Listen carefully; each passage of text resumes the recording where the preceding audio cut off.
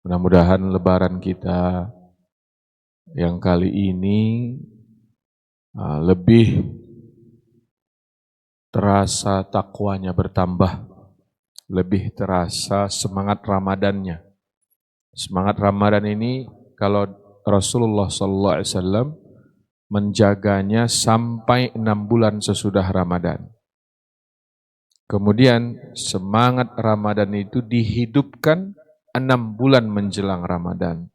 Akhirnya sepanjang tahun Nabi kita Muhammad SAW bersama semangat Ramadan.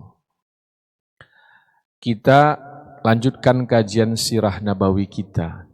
Terakhir kita mengaji di sini Nabi Muhammad SAW menerima wahyu Iqra bismi rabbikal ladzi khalaq. Ini menjadi simbol bagi kita semua. Agama kita ini wahyu pertamanya perintah membaca. Pada waktu itu belum ada buku yang harus kita baca. Waktu wahyu ini turunkan belum ada buku, gitu ya. Maka guru-guru kita sering menerjemahkan Iqra itu belajarlah, ya kan? Belajarlah, jangan berhenti belajar, terus menerus belajar.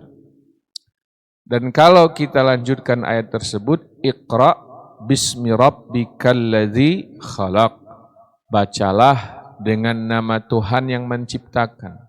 Khalaqal insana min 'alaq, yang menciptakan manusia dari segumpal darah yang asalnya dari tetes sperma. Artinya Allah mengajak kita mempelajari proses kita diciptakan. Kalau kata guru-guru kita saat kita belajar, manfaat yang paling utama mengenal asal-usul kita agar kita tidak sombong saat ditakdirkan oleh Allah berhasil, saat ditakdirkan oleh Allah kaya raya, saat ditakdirkan oleh Allah pinter, gitu kan? Ini kan sering membuat kita lupa, akhirnya kita merasa, itu ya, saya ini kan yang menjadi penyakit di semua kalangan ini. Kagak dianggap dikit aja langsung ngambek. Nah ini Iqra mengajarkan kita ya, mau kita presiden, mau kita rakyat biasa, mau ulama, mau kiai, habib, tukang sapu bersih, OB, satpam, semuanya dari segumpal darah yang berasal dari tetes sperma. Ini juga yang menyebabkan iblis kekal di neraka selama-lamanya. Saat diperintahkan oleh Allah hormat kepada Adam, dia enggak mau. Alasannya apa? Karena dia merasa lebih senior dibandingkan Adam, dia lebih mulia dibandingkan Adam. Nah, itu wahyu kita pertama. Itu terakhir kita ngaji di sini, saya ingat itu yang kita kaji. Sesudah wahyu pertama ini diturunkan Allah, beberapa bulan menurut sebagian ulama tidak ada lagi wahyu. Dan Nabi Muhammad SAW sesudah wahyu ini turun sebenarnya dia nggak tahu ini mau ngapain. Dia SAW sebelumnya kan berdagang kemana-mana, mengurus peternakannya, mengurus kebun kormanya, mengurus usaha-usaha yang dia bangun bersama istrinya. Tiba-tiba datang wahyu, Iqra bismi rabbikal ladzi khalaq. Dan Jibril alaihissalam hanya menyampaikan wahyu tersebut, menginstalnya ke dalam memori Rasulullah sallallahu alaihi wasallam. Sudah itu Jibrilnya pamit lagi. Sempat beberapa bulan tidak ada datang Jibril alaihissalam. Datang yang kedua wahyunya, ya ayyuhal muddatsir, wahai orang yang berselimut, qum fa'anzir, berdirilah, bergeraklah, fa'anzir. Anzir itu artinya ingatkanlah orang. Nah, ini baru datang perintah apa? Dakwah. Dengan turunnya kum fa'anzir, datanglah perintah untuk apa? Berdakwah. Dan Nabi Muhammad SAW mulai ini dari sejak wahyu ini datang, mulai dia sampaikan wahyu ini. Dia ayyuhal muddatsir, wahai orang yang berselimut. Karena waktu itu kondisinya Nabi Muhammad SAW memang lagi bingung. Ya wajar saya kira ya, siapapun akan kebingungan saat di Gua Hira Nabi sedang tafakur, tiba-tiba Jibril datang dengan wujud aslinya. Dan tanpa ada pembukaan kata-kata langsung bilang apa? Iqra. Nah, di situ yang bikin Nabi, apa ini dan bagaimana ini? Berapa kemudian, ya ayyuhal muddatsir. Untuk kita mengamalkan ayat ini, kita tidak boleh menjadi muddatsir. Apa ini kata para ulama muddatsir ini? Orang yang cuek bebek. Orang yang enggak peduli. Banyak manusia mengalami penyakit muddatsir. Yang dia tahu, yang penting gua makan, gua kerja, gua dapat gaji, punya mobil, punya rumah, udah gitu yang dia tahu. Tetangga sebelahnya kenapa, dia enggak mau tahu. Sepupunya kenapa, dia enggak mau tahu. Ponaannya kenapa, dia enggak mau tahu. Masjidnya sepi, dia bodoh amat. Yang penting yang dia tahu siapa? Dirinya saja. Apalagi kan makin ke sini kehidupan yang individualis semakin diapakan ya? Diumumkan oleh orang-orang yang merasa dirinya sudah freedom. Wah, terserah gua tuh, gitu kan. Apalagi dia punya uang, punya nama besar. Aduh, makinnya itu. Enggak boleh jadi begitu. Mau kita orang susah, mau kita orang kaya, kita harus peduli dengan rakyat sekitar kita, orang sekitar kita, sahabat kita, saudara kita, harus peduli. Qum fa'anzir, berdirilah, ingatkanlah, berdirilah, didiklah, berdirilah, berdakwahlah, bergeraklah, berdakwahlah. Ya ayyuhal muddatsir, qum fa'anzir, wa rabbaka fakabbir. Inzarnya, dakwahnya, materi pertamanya adalah apa? Rabbaka fakabbir. Agungkanlah Allah Subhanahu wa ta'ala. Dan nanti kalau kita lihat 13 tahun dakwah Nabi Muhammad SAW itu fokus memperkenalkan Allah kepada para sahabat. Ini juga kalau di diskusi-diskusi pendidikan kita ya, kan kita kadang-kadang suka sama teman-teman diskusi pendidikan. Kalau kita lihat baik di pesantren, di madrasah tahfiz, di sekolah, materi memperkenalkan Allah itu kadang-kadang kurang persentasenya. Persentasenya itu kecil bila dilihat cara Nabi Muhammad Sallallahu Alaihi Wasallam berdakwah. Artinya gini, kan fase dakwah Nabi 23 tahun. 13 tahun itu memperkenalkan Allah. Artinya lebih dari 50%. Sesudah proses dakwah di Madinah, tidak hilang dakwah memperkenalkan Allahnya. Kalau dipersentasikan bisa 70-80%, itu Nabi kita Muhammad Sallallahu Alaihi Wasallam membimbing para sahabat agar sahabat kenal Allah. Dan setelah kita hidup makin dewasa, apalagi punya tanggung jawab, apalagi punya peluang berkhianat, punya peluang mengambil hak orang lain, itu yang mampu menahan kita agar tidak mengambil hak orang lain, agar tidak menipu, agar tidak nyakitin orang, agar tidak nyinggung orang. Itu yang paling mampu mengkontrol adalah seberapa kenal kita dengan Allah. Lagi stres, bagaimana lagi banyak masalah supaya stresnya bisa dikontrol, supaya enggak menjadi penyakit jiwa datang. Itu ketika kita pelajari, ujung yang paling dibutuhkan adalah kita kenal Allah.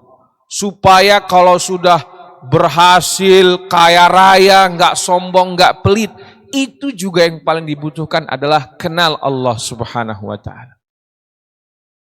Kalau azan Allahu Akbar, mau datang sholat, itu yang paling dibutuhkan, kenal Allah Subhanahu wa ta'ala.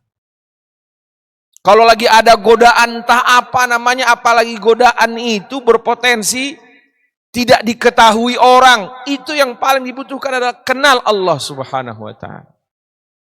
Semakin era ini 5.0 katanya, ada artificial intelligence, entah apa lagi nanti namanya, kita coba pelajari, manusia makin butuh kenal Allah Subhanahu wa ta'ala. Nah, yuk kita lihat diri kita masing-masing akhirnya ya. Lihat diri kita masing-masing. Seberapa kenal kita dengan Allah Subhanahu wa ta'ala. Sesudah kenal muncul seberapa akrab kita dengan Allah Subhanahu wa ta'ala. Setelah akrab, seberapa sayang kita kepada Allah Subhanahu wa ta'ala. Sayang ada, seberapa cinta kita kepada Allah Subhanahu wa ta'ala. Ada enggak rindu kepada Allah Subhanahu wa ta'ala. Baru nanti datang takwa kepada Allah Subhanahu wa ta'ala. Nah, Nabi kita Muhammad sallallahu alaihi wasallam 13 tahun proses dakwahnya memperkenalkan Allah Subhanahu wa ta'ala. Iqra bismi rabbikal ladzi khalaq, sudah memperkenalkan Allah Subhanahu wa ta'ala. Wahyu kedua, wa rabbaka fakabbir, juga mengajak agar kenal Allah Subhanahu wa ta'ala. Di pesantren-pesantren ada namanya mata pelajaran tauhid. Di kajian-kajian kita juga ada namanya kajian tauhid. Tapi sedikit yang harus dimodifikasi tentang belajar tauhid. Banyak orang belajar tauhid dibikin fokusnya menghafal. Ya. Boleh juga sih menghafal, mungkin level awal menghafal, tapi level selanjutnya mengenal Allah. Sejauh apa nanti bisa muncul mengagungkan Allah di hatinya. Maka warabbaka fakabbir. Kemudian ayat sesudahnya apa? Wasiyabaka fatahhir. Lihat wahyu yang indah ini, Pak. Lihat wahyu yang indah ini. Allah gandengkan antara mengagungkan Allah dengan apa? Siyabaka fatahhir, pakaianmu sucikanlah. Memang siyabaka kalau diterjemahkan lagi lebih luas, fasilitas hidup harus suci. Karena bukan pakaian yang dimaksud pakaian ini saja yang harus suci. Income kita ke rumah wajib suci. Saya kira apalagi sudah sholat zuhur berjamaah, rajin kita ikut pengajian, wajib kita punya alarm. Ini tidak halal ini, jangan bawa ke rumah. Ini syubhat ini, jangan bawa ke rumah. Ini makruh ini, jangan bawa ke rumah. Jangan makan. Karena Nabi ingatkan, daging yang tumbuh kembangnya dari yang haram, fannaru aula bih.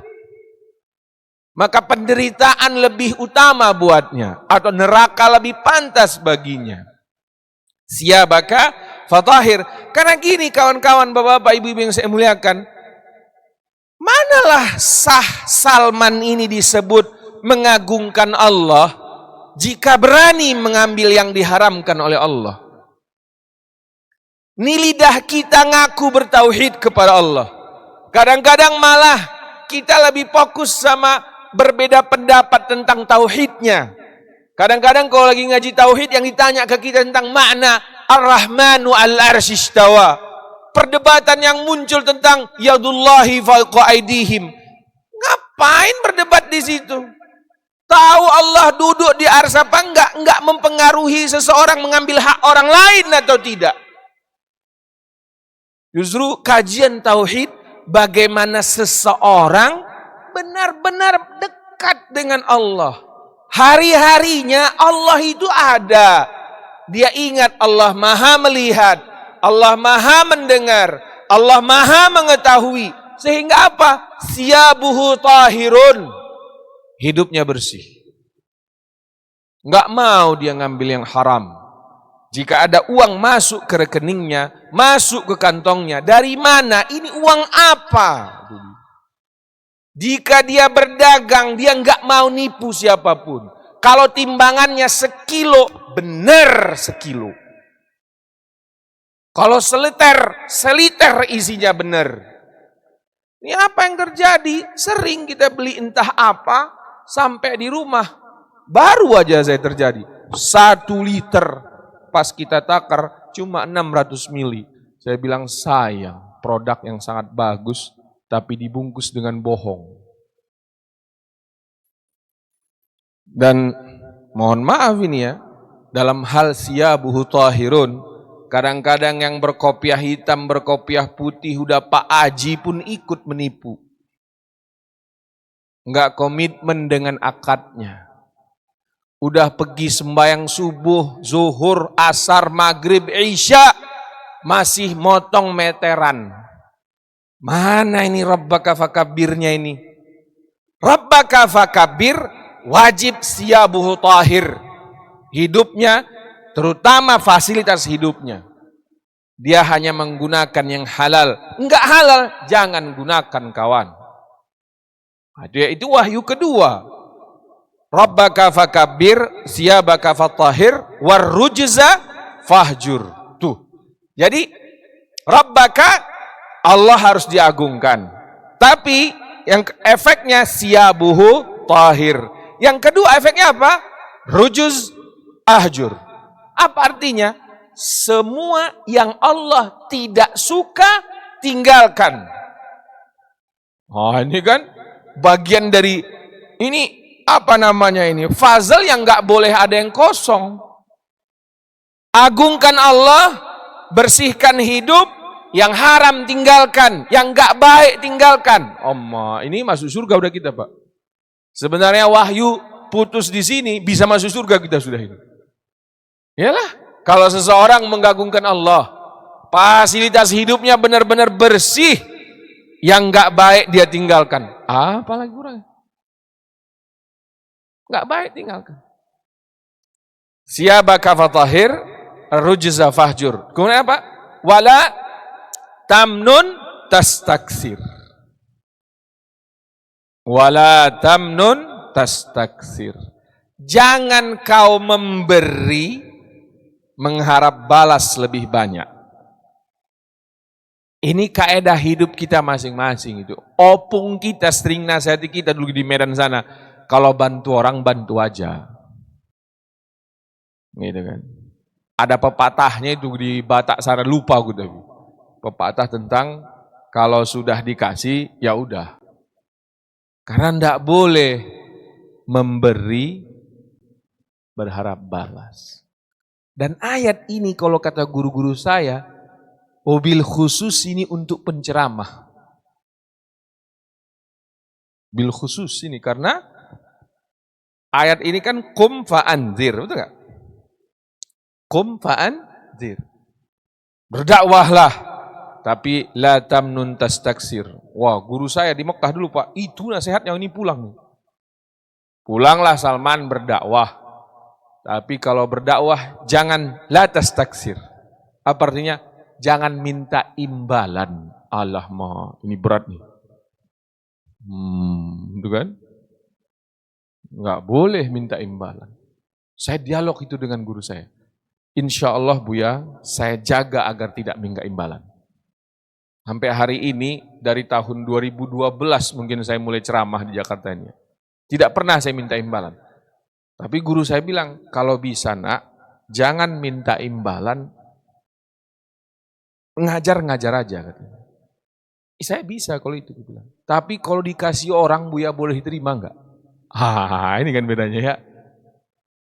Dia diam. Dia tahu yang saya maksud mungkin ya. Tapi jawabannya, kalau bisa nak, berdakwahlah dengan ikhlas.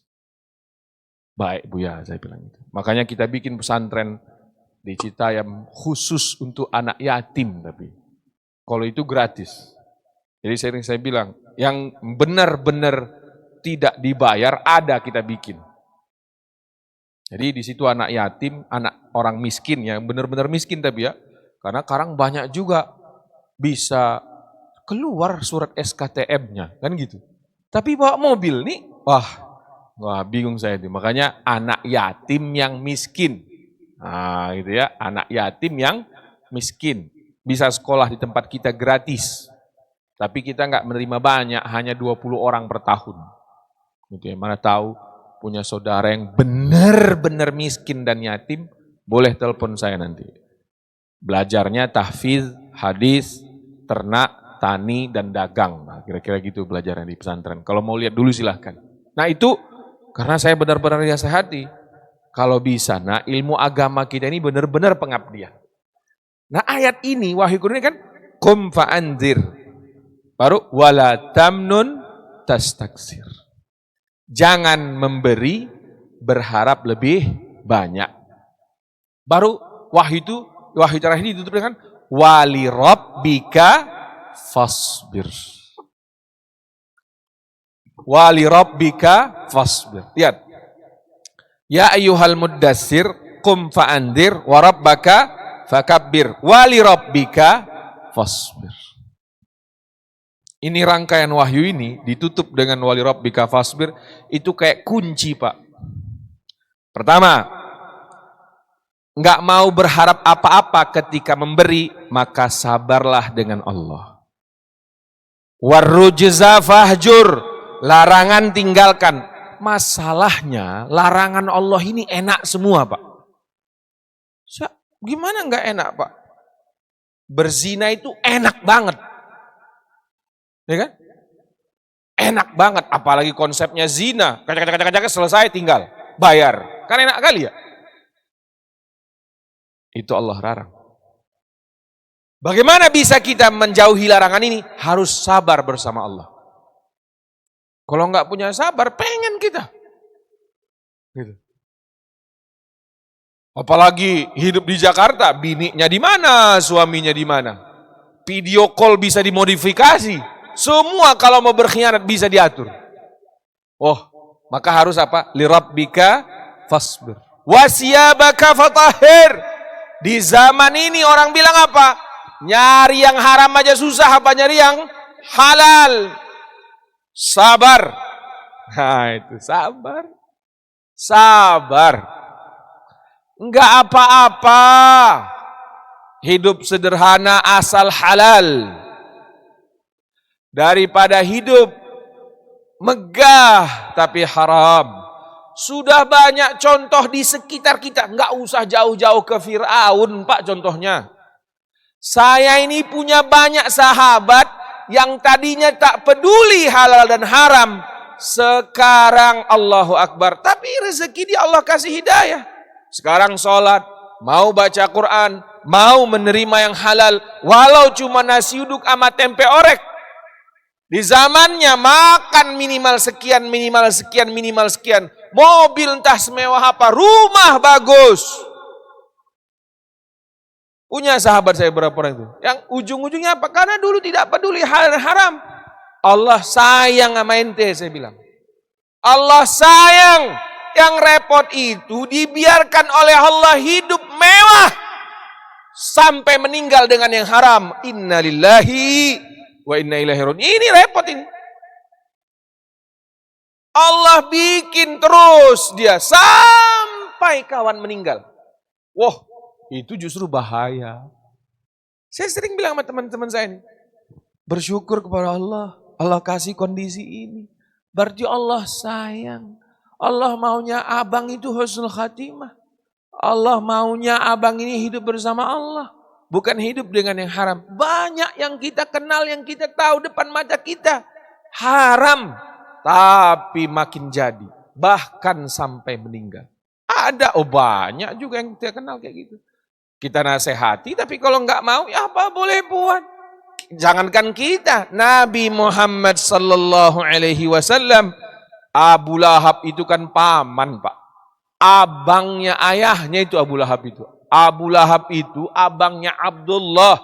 Seayah dengan Abdullah. Sama-sama Abdul Muttalib ayah mereka. Ibunya saja yang berbeda. Mau dinasehati oleh Rasulullah SAW. Enggak mau. Sampai kapan? Meninggal. Itu. Kita juga sebagai da'i, sebut saja begitu ya. Kalau sudah sah kita dibilang da'i. Karena kita takut juga ini sebenarnya. Kok kata bahasa Jawanya apa? Iso ngajar, iso ngelakoni kita sebenarnya, Pak. Jarkoni.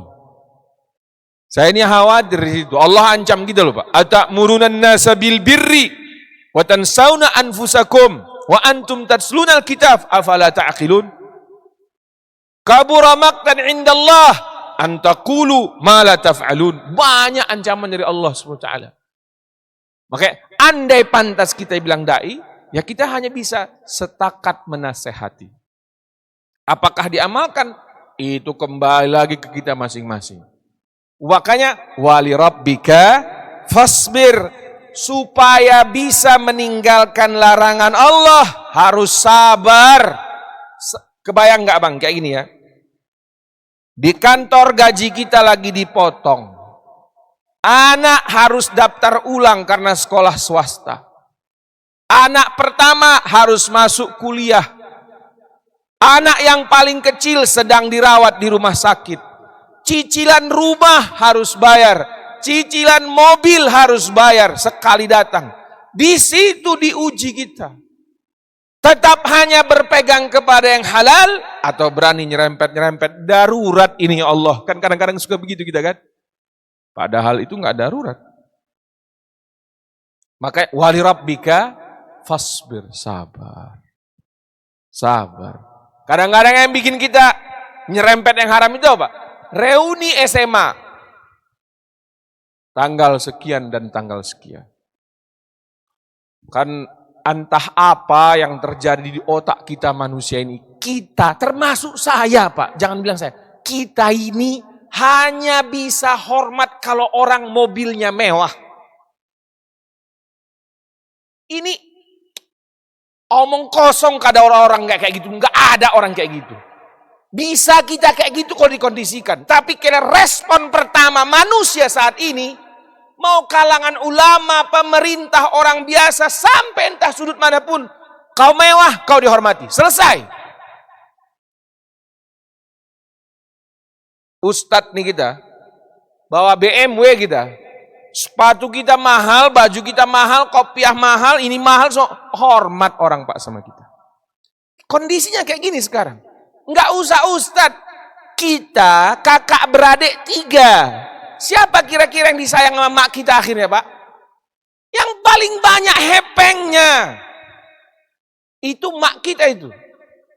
Udahlah, udah kayak gitu zamannya sekarang. Ini yang menyesatkan kita. Maka modalnya apa?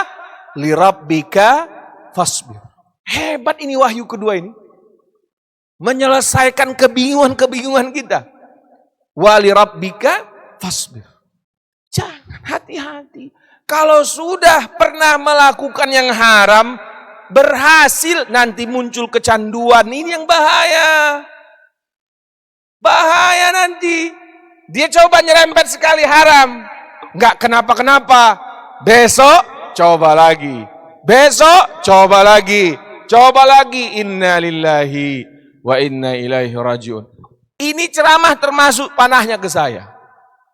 Saya wajib menghindar dari yang haram. Apalagi kita mengolah pesantren. Dipikirkan betul kalau untuk yang dimakan santri, wajib yang halalan thayyiban. Kenapa?